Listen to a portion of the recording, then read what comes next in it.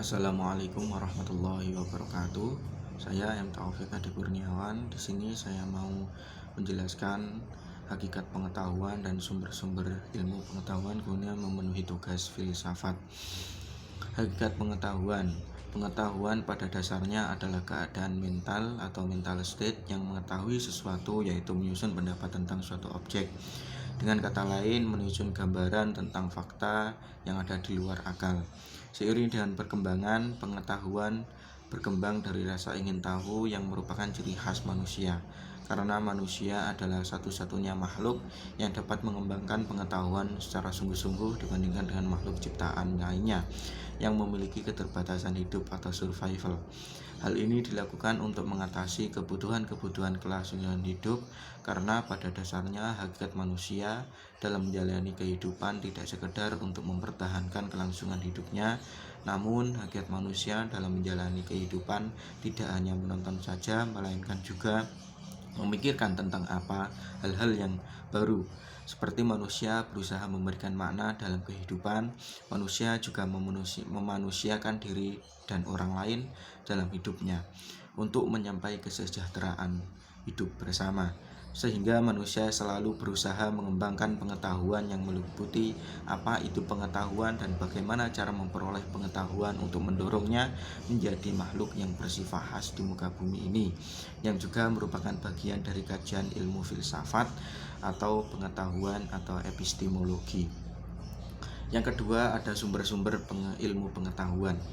Semua orang mengakui memiliki pengetahuan, namun dari mana pengetahuan itu diperoleh atau bagaimana pengetahuan itu didapat, maka akan timbul pertanyaan bagaimana kita memperoleh pengetahuan atau dari mana sumber pengetahuan itu didapat.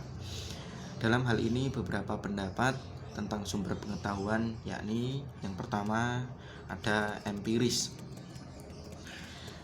Kata ini berasal dari Yunani, yaitu empirikos, artinya pengalaman. Menurut aliran ini, manusia memperoleh pengetahuan melalui pengalamannya. Dalam hal ini harus ada 3 hal, yaitu mengetahui subjek, objek, dan cara mengetahui pengalaman. Aliran ini berpendapat bahwa sumber pengetahuan yang mencukupi dan yang dapat dipercaya oleh akal sehat. Yang kedua ada rasionalisme. Aliran ini menyatakan bahwa akal adalah dasar kepastian pengetahuan. Pengetahuan yang benar diperoleh dan diukur dengan akal. Manusia memperoleh pengetahuan melalui kegiatan menangkap objek. Dalam penyusunan ini, akal menggunakan konsep-konsep rasional atau ide-ide yang universal. Ada yang ketiga, yaitu intuisi. Intuisi merupakan pengetahuan yang didapatkan tanpa melalui proses penalaran tertentu.